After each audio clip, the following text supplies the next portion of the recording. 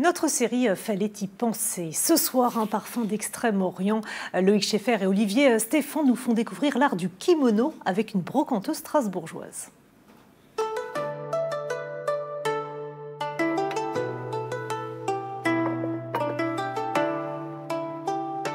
Tampopo, ça veut dire pissenlit en japonais. C'est le nom de cette petite brocante en plein Strasbourg. 8 mètres carrés pour plonger au cœur de l'univers du kimono. Fallait y penser, mais encore faut-il savoir le porter.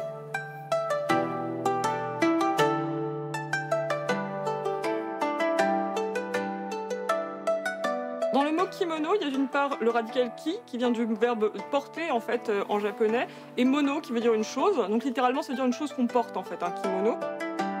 Le kimono, en fait, il est formé à partir de ce qu'on appelle un tenmono. C'est un rouleau comme ça qui mesure en fait 35 cm de large par 12 mètres de long.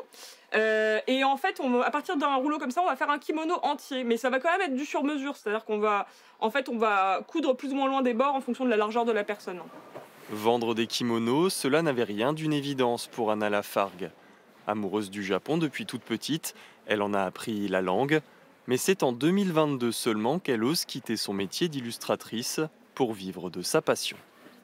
Tous ces kimonos sont des kimonos de seconde main que je me procure en fait au Japon auprès de particuliers. Donc je chine vraiment pièce par pièce les kimonos en fonction de leur taille essentiellement et aussi à quel point le motif est rare, etc. Et je les récupère sur l'équivalent japonais du Bon Coin en fait, surtout. Alors tant qu'on y est, Anna, est-ce que vous pouvez me faire essayer un kimono? Oui, tout à fait. Alors, ce qu'on va d'abord faire, histoire que je détermine à quel endroit je cherche un kimono pour vous, c'est de mesurer votre tour de hanche, donc au point le plus large.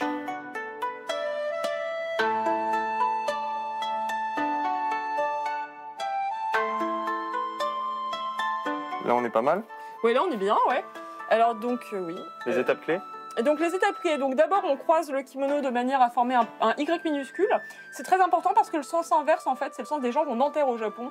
Donc du coup c'est vraiment... Tromper, non ça il vaut mieux pas se tromper, le reste ça va mais ça va pas. Ensuite en fait on croise le kimono en faisant bien attention à ce que le pan interne soit un peu tiré comme ça.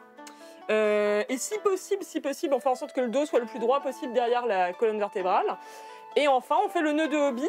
Alors quand on se le fait sur soi-même, on le fait devant. Là, en l'occurrence, je le fais directement. Et on le fait glisser derrière. Et on le fait glisser derrière, exactement. Donc ça, c'est un kimono féminin. C'est la raison pour laquelle on peut vous le mettre alors que vous êtes très grand. En fait, les kimonos féminins, on leur fait normalement un pli d'ajustement. Ce qui fait que là, vous pouvez le porter de manière masculine alors qu'il était fait pour quelqu'un qui faisait une tête de moins que vous, très concrètement.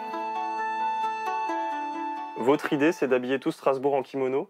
Et oui, parce que comme je l'ai dit, en fait, kimono, c'est une chose qu'on porte. Donc un kimono, il est fait pour être porté. Souvent, en fait, en France, on considère que c'est un objet d'exposition ou fait pour être transformé en autre chose.